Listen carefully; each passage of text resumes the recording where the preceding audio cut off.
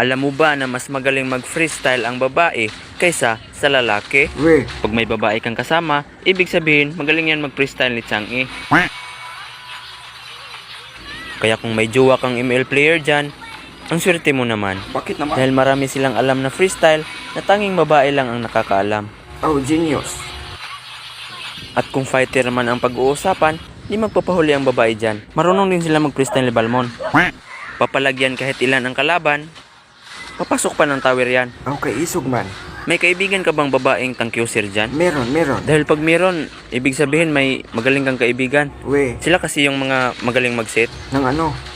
ng hangin. Tapos ang kunat pa, di mabawasan yung HP. Sila din yung pinakamagaling mag-core. Abracadabra! Keep smiling! Abracadabra, keep smiling. Kung ang lalaki nahirapan mag-core, siyempre ang babae hindi.